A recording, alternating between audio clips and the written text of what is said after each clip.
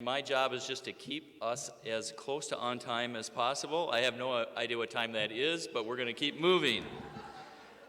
It is my great pleasure to introduce and welcome to you one of the great champions in our state for the issues that we all care about regarding children and youth. Please welcome our Lieutenant Governor, Tina Smith.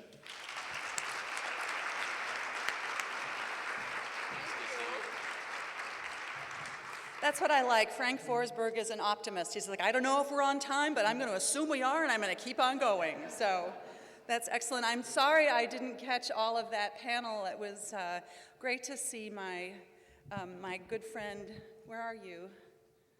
Diane Halsey right here. We just had a chance to meet for the first time the other day and talk about voices and choices, which was just great. Carolyn Smallwood, wherever you are. Yes, there you are. Thank you. We worked a lot together when I was in Minneapolis, so it's wonderful to see you.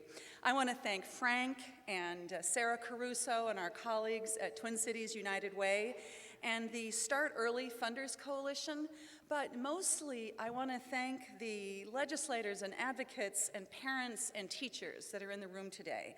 Thank you so much for your passionate and thoughtful advocacy for Minnesota's children. I am just so happy to have a chance to talk with you for a few minutes about what the governor and I think is the central challenge, really the central opportunity before Minnesota. How can all of us adults working together make sure that all our children, from the time they are born, or even prenatal, from the time they are born until the day they enter kindergarten, how can we make sure that they get what they need physically, emotionally, cognitively, socially, to be ready for school and ready for a life in which they can reach their own potential? And this challenge and opportunity, it takes so many different forms because Minnesota is so diverse. This diversity is our strength. It is not a problem to be overcome. It is a strength to grab onto. But because of this diversity, no one story can tell the whole story. So with that in mind, I want to give you just one. 3 days before Christmas, the governor and I received a letter from a young man named Michael. And Michael wrote to us in part this: "My girlfriend and I recently applied for assistance in order for our children to be able to go to daycare and have an early education and a good start in life. We recently found out that we didn't qualify. We were told that it didn't matter if we have $10 left over at the end of the month, so long as our bills were paid. In order," Michael goes on, "in order for us to make our bills work and for our children to have a good head start, my girlfriend has to work 2 jobs, and I have to work close to 60 hours a week, and we don't even have time to spend with our children. With the cost of gas, the commute I have to make every day for my job, the price of food, and all the other bills we have, clearly we don't make enough. So please, please explain to me," Michael says, "how this makes any sense." Well, the answer, Michael, is that it doesn't make any sense. And everybody in this room knows this. But here's the good thing. Everyone in this room also knows what we need. And this gives me such great optimism, not only for what we can accomplish this coming legislative session, but what we can also accomplish with sustained effort and a strong strategy over the next several years. The other good news, I think, is that we made a really great start. Our community, this community of people and organizations committed to improving children's lives, many of them in this room, we have already done a lot. We have analyzed the best research on child development. We've launched the Governor's Children's Cabinet and Early Learning Council. We've started Parent Aware and the World's Best Workforce, strategies that are created to set standards and develop accountability. We secured Race to the Top Early Learning Challenge grants, and then we went out and we got a waiver to No Child Left Behind to give Minnesota more room to innovate. And we've invested over $100 million in the last 2-year budget cycle, the current 2-year budget cycle, to create early learning scholarships, in addition to putting more funding into Head Start and school readiness. And we have provided free universal all-day kindergarten for every Minnesota child.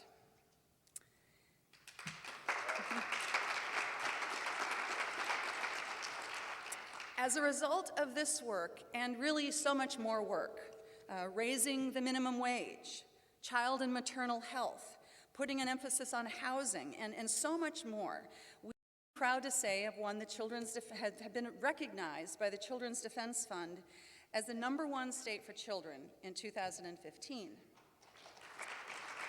Now, that's great, but we're Minnesota. So we don't, we're happy about that, but we don't rest on our laurels, nor should we. We have a long way to go, and that's why we are all here today.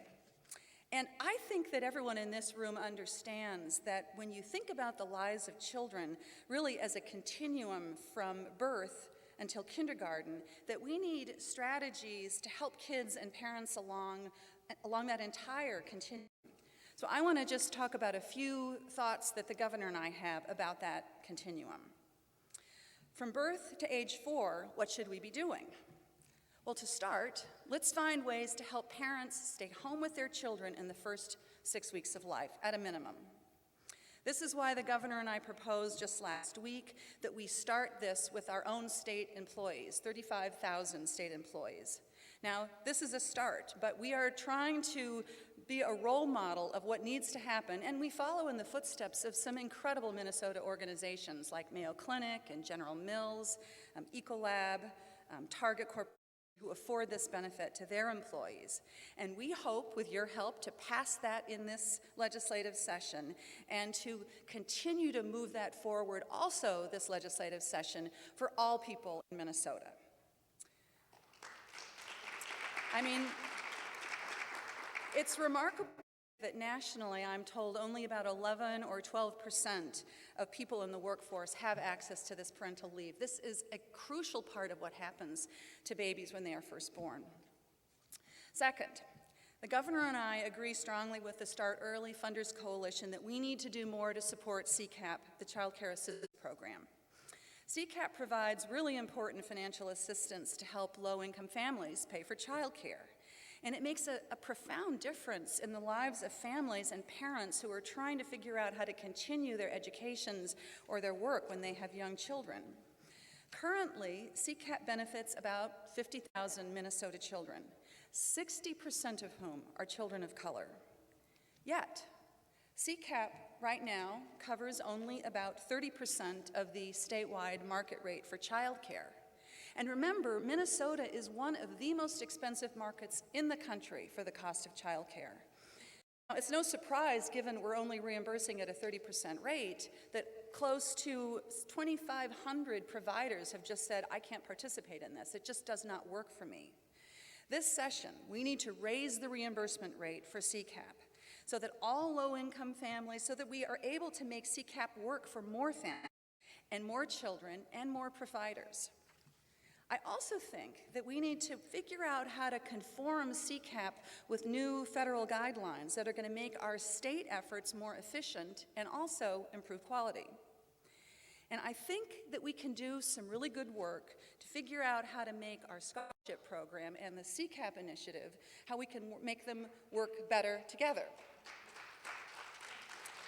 I have talked to so many providers and parents who describe this. It's interesting, everybody uses the same language. They say, I'm braiding together the funding streams. Well, I don't know exactly what that looks like when you're sitting in front of a computer terminal with a bunch of forms you're trying to figure out how to fill out, but it can't be easy. And we need to do a better job of helping that process work, and we pledge to work with you on that if you want to work with us on that. Third, we really think we need to figure out how to expand our visiting programs. We know, yep, all right, that's good. You like that? We know that home visiting to families that need support with infants and toddlers, especially of those teen parents, that this is a highly effective thing to do. In 2014, to put this in context, Minnesota teenagers gave birth to 2,733 children. And in that process, what happens is that lives are turned upside down. Let's help those families get a strong start. Let's figure out what we can do to put more resources and effort into a program, home visiting program, that we know is effective. Now, there is so much more that I could talk with about you, and I know we're going to have Q&A, so I won't go into everything. I mean, we could talk about the need to expand Parent Aware, which I think is absolutely a necessity. We could talk about the need to address the teacher shortage. I mean, in a state where only 4% of our educators are educators of color, and where we have special issues with shortages of early education teachers, we know that this is something that we need to work on now and not later. But before I wrap and take some questions, I want to just say a little bit about the other end of the continuum of that 0 to 5 continuum, preschool. Now, the governor and I believe that Minnesota should extend the opportunity to go to preschool to every family with a 4-year-old, voluntary with well-trained teachers. What we will be doing when we do this is joining 41 other states and cities like New York City. There was a great article about New York in the New York Times this last weekend that are ahead of us in offering preschool programs for every 4-year-old. And it's interesting to me, you know, I have visited preschool programs all over the state, in public schools, in Head Start programs, in private centers, in the incredible nonprofit programs that we have. I see my old friend Becky Roloff here, who is one of many who provides outstanding preschool programs. And I've talked to parents and superintendents and kindergarten teachers, and I have actually never heard anybody say that they don't think pre-K is a good idea, an idea that we need to move forward on for every family that wants it. The truth is, most school districts are offering preschool right now with inadequate funding and with long waiting lists because that's what families want. Now, when it comes to preschool, some will say that we are better off targeting our scarce dollars at families with low-income children, and I get this.